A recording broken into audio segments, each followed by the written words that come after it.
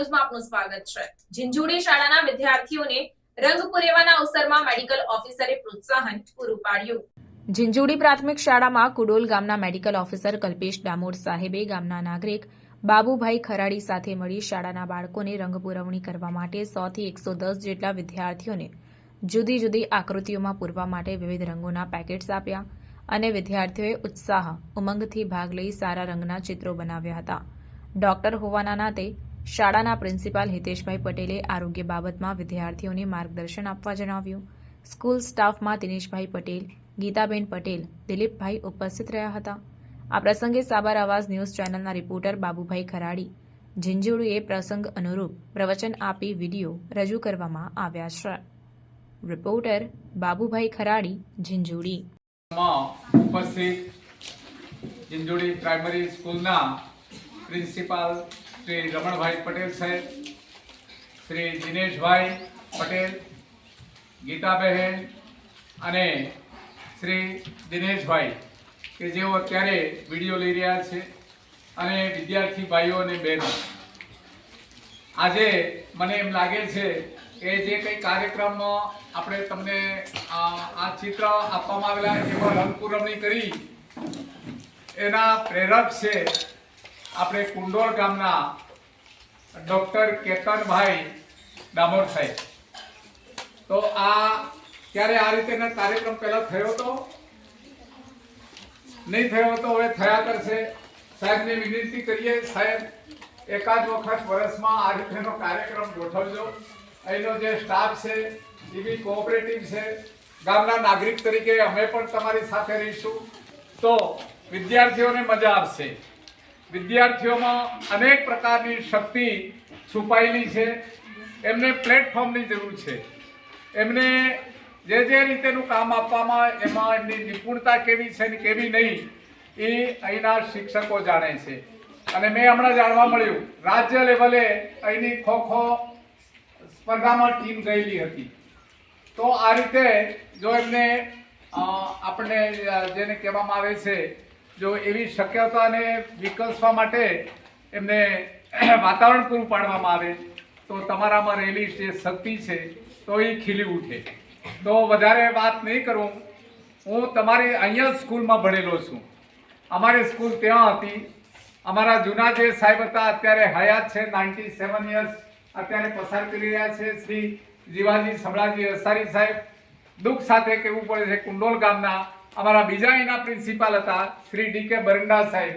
એમને થોડા દિવસ પહેલા જ એમને અંતિમ વિધિમાં જે કારજની બધી પ્રક્રિયા હોય છે એ પૂરી થઈ। એવા સાહેબો અહીંની સાથે એમની નીચે અમે તમારી જેમ ભણેલા ગણેલા અને અમે તો બહુ થપ્પડ ખાધી છે। અત્યારે તો સાહેબો તમને મારતા નથી, મારે તો તમારા પપ્પા આવી જાય ને તમારા મમ્મી આવી જાય ને ઝઘડો કરે ને પોલીસ સ્ટેશને જાય ને એવું કરે। અમને તો જોડીને અમને બહુ તૈયાર કર્યા, ત્યારે અમે લોકો આગળ આવી શક્યા અને નોકરી કરતા નિવૃત્ત પણ થઈ ગયા। એવું છે તો તમને ક્યાંક સાહેબ એકાદ થપ્પડ મારે તો ઘરે જઈને કહેવાનું નહીં, સાહેબ તમને થપ્પડ મારશે જ નહીં। એમને પણ ચિંતા છે કે અમારું જે કેરિયર છે એમાં ક્યાં લાંછન નહીં લાગે અને ક્યાં કંઈક જેને કહેવામાં આવે છે કાયદાકીય ગૂંચમાં ફસાઈ નહીં જઈએ એવી એમને પણ ચિંતા હોય છે। એટલે વધારે વાત કરતો નથી, પણ ડૉક્ટર કેતન ડામોર સાહેબે અહીંયા આવી તમને આ રીતેનું બધું વાતાવરણ ઊભું કરી આપ્યું, તમારામાં રહેલી શક્તિઓ છે ને જગાવવા માટે પ્રયત્નો કર્યા, તમને પ્રોત્સાહિત કર્યા। એના માટે ડૉક્ટર કેતન ડામોર સાહેબનું હું ગામ વતીથી અને આપણે સાબર અવાજ જે એક ચેનલ છે એના તરફથી ખૂબ ખૂબ આભાર માનું છું। ધન્યવાદ।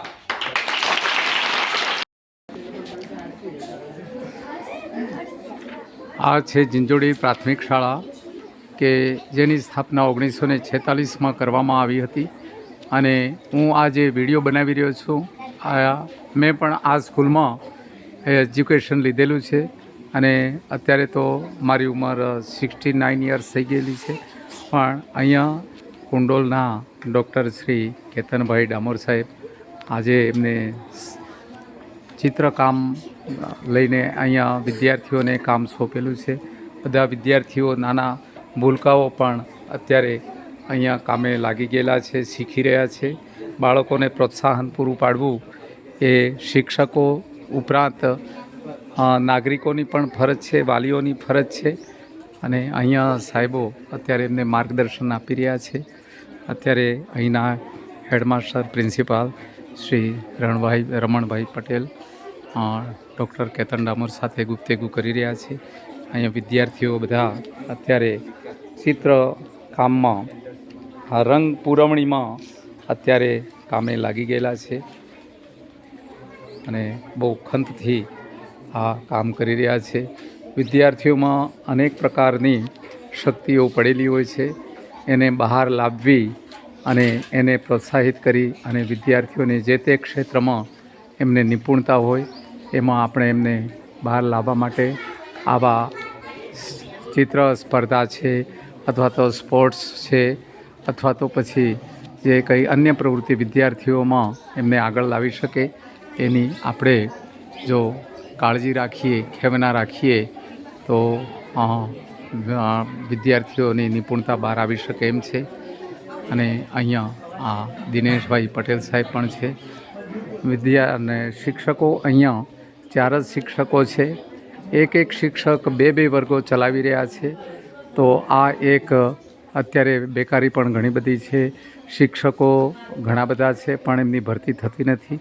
આવા સંજોગોમાં નોકરી કરવી બહુ જેને કહેવામાં આવે કે કઠિન છે. છતાં અમે ગામના નાગરિકો શિક્ષણાધિકારીને મળી અને એમને અહીંયા મહેકમ મળી રહે એના માટે અમે કોશિશ કરીશું. હું છું બાઉભાઈ ખરાડી, સાબર આવાજ, ઝીંઝુડી.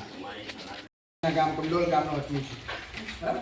હવે આ ચિત્રોમાંથી મારે શું કહેવું છે, બરાબર, આપણે કેમ આ પ્રોગ્રામ કર્યો, તો આપણે બધાને ચિત્રો મળ્યા, બરાબર, અલગ અલગ પ્રકારના કોરા ચિત્ર મળ્યા, બધાને કલર મળ્યા.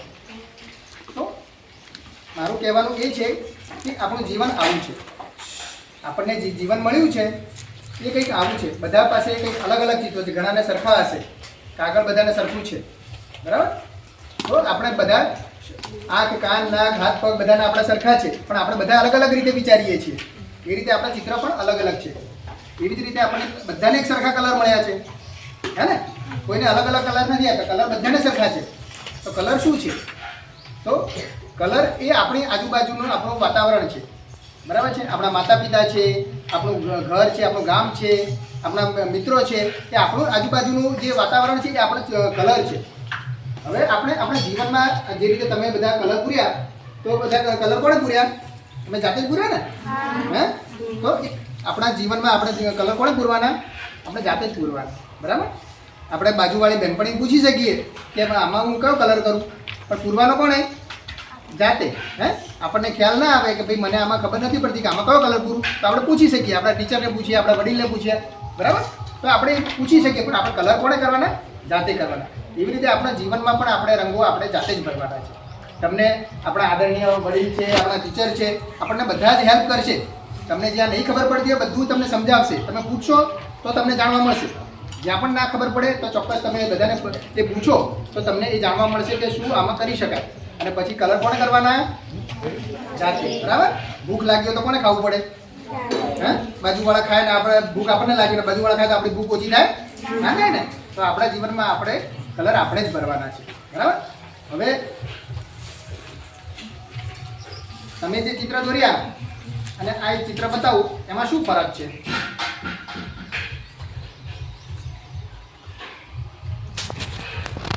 તમે આ ચિત્ર તમને મળ્યો છે, કેટલા મળ્યો આવું ચિત્ર બતાવો છો? એટલે બધા ચિત્રો તો બધા તમે કલર પૂર્યા અને આ કલર પૂરેલા છે, એમાં શું ફેર છે? શું ફરક છે? તમે બે કલર પૂર્યા, આ ચિત્ર પર તમારા કલરમાં શું ફેર જુઓ? શું ફેર પડ્યો? એમાં રંગ પૂરેલા એ ફેર છે. એમાં શું ફેર છે? દોરીયામાં જુઓ તમે જ્યાં તે પૂર્યો છે તે બધા તારું ચિત્ર બધા એકલો કાળો દોર્યો જો છે ને? શું ફરક છે આમાં? તો જો આપણે હાથી કાળો જોઈએ છે પણ આમાં બધો કલરફુલ છે. હે? કલર આવો હાથી આપણે જોવા નથી મળતો, પણ આવી કલ્પનાઓ આપણે કરવાની છે. હે?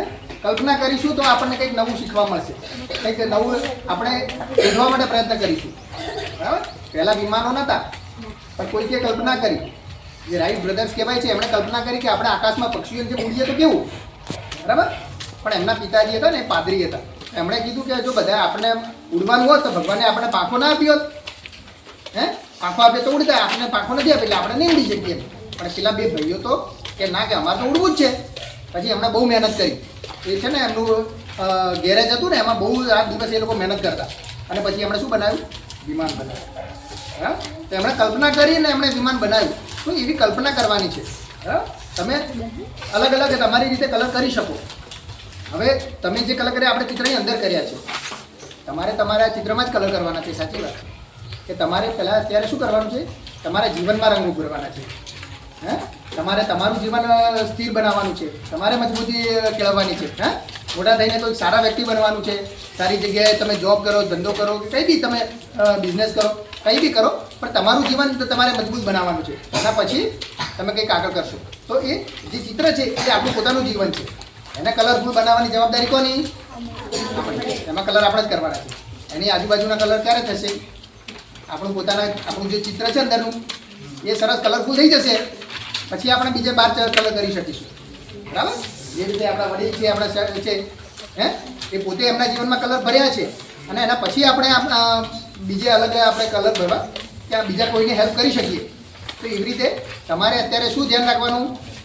તમારે અત્યારે અભ્યાસમાં ધ્યાન રાખવાનું. બરાબર? અને હવે તમે આ બધા કલરને તમારી પાસે જ રહેશે, તો રોજ એક ચિત્ર દોરશો. ઘરે જઈને કાગળ શોધવાનું, જો કોરું કાગળ ના મળે તો જૂની નોટ હોય એમાં પણ કોઈ બી ચિત્ર દોરવાનું. બરાબર? મને ચિત્ર નથી આવડતું એમ લાગે કદાચ, તો ગમે તેવું આપણે તો શીખવાનું જ છે ને. આપણે કઈ ચિત્રકાર છીએ? આપણે દોરતા દોરતા ચિત્રકાર બનીશું. તો આપણને જે વસ્તુ ગમે છે એ આપણે કરવાની છે, અને પ્રેક્ટિસથી આપણે બધું સાર્થક કરી શકીશું. છેલ્લે હું તમને એટલું જ કહીશ કે આ રીતે તમારે છે ને એક તો આભાર વ્યક્ત કરવાનો. ક્રિશાએ સરસ વાત કરી કે એણે જે આભાર વ્યક્ત કર્યો ને એ આભાર વ્યક્ત કરવાનો છે. રોજ રાતે આપણે સૂઈએ ને ત્યારે આપણે દિવસનું યાદ કરવાનું કે આજે સવારે સ્કૂલે ગયો, ઘરે આવ્યા, ત્યાં મને સારું શું મળ્યું.